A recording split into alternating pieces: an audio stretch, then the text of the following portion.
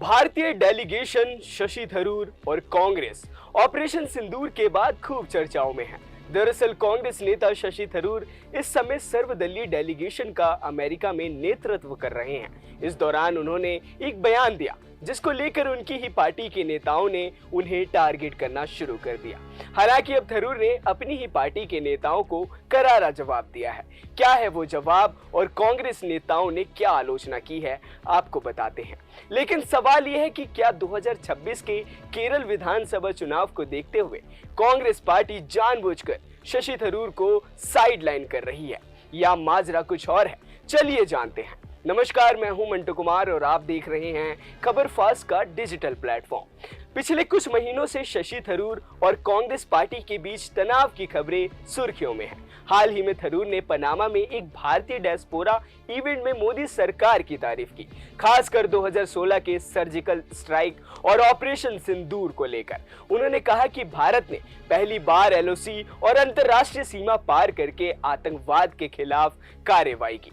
थरूर ने कहा था कि हाल के वर्षों में जो बदल गया है वे ये है कि आतंकवादियों को भी एहसास हो गया है कि उन्हें इसकी कीमत चुकानी होगी, इसमें कोई संदेह नहीं है। उन्होंने आगे कहा था कि साल 2016 में पहली बार भारत ने एलओसी का उल्लंघन किया था और उरी सर्जिकल स्ट्राइक को अंजाम दिया था। ये कुछ ऐसा था जो हमने पहले नहीं देखा था। लेकिन इस बयान ने कांग्रेस के अंदर ही हंगामा मचा दिया। कांग्रेस नेता उदित राज ने तो थरूर को बीजेपी का सुपर प्रवक्ता तक कह डाला और सवाल उठाया कि क्या थरूर अब कांग्रेस में है या बीजेपी में। यही नहीं, थरूर का बयान सामने आने के बाद कांग्रेस नेता उदित राज ने इतिहास याद दिलाने का काम शुरू किया और थरूर के बयान पर पलटवार करते हुए उदित राज ने सोशल मीडिया हैंडल एक्स पर पोस्ट करते हुए कहा, कांग्रेस सरकार ने पाकिस्तान पर 6 बार सर्जिकल स्ट्राइक की, उसका क्रेडिट कांग्रेस पार्टी ने खुद नहीं लिया और सेना का पराक्रम और शौर्य उसी के पास रहा और होना भी चाहिए। सेना ने शानदार ऑपरेशन सिंदूर किया, उसे सलाम।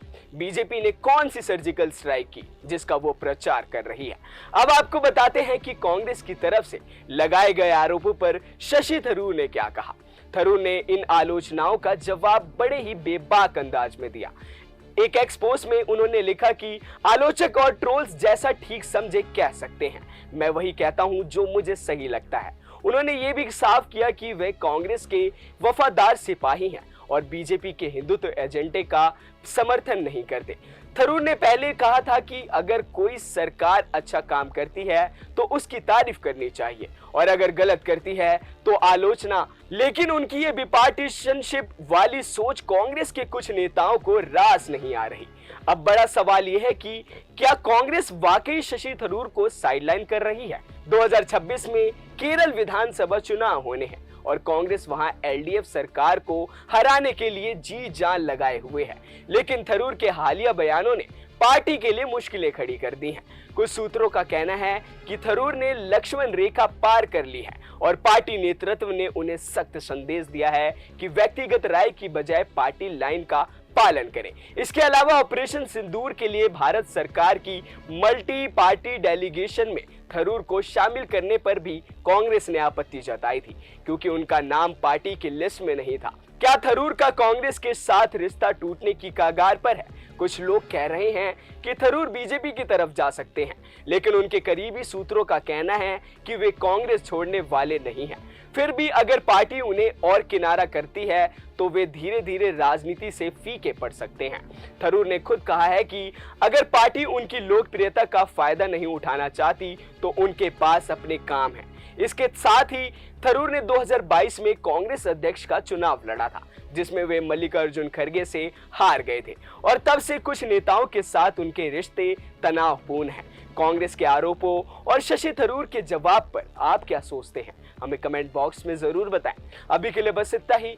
देश और दुनिया की तमाम खबरों के लिए देखते रहें खबर फास्ट का डिजिटल प्लेटफॉर्म। नमस्कार।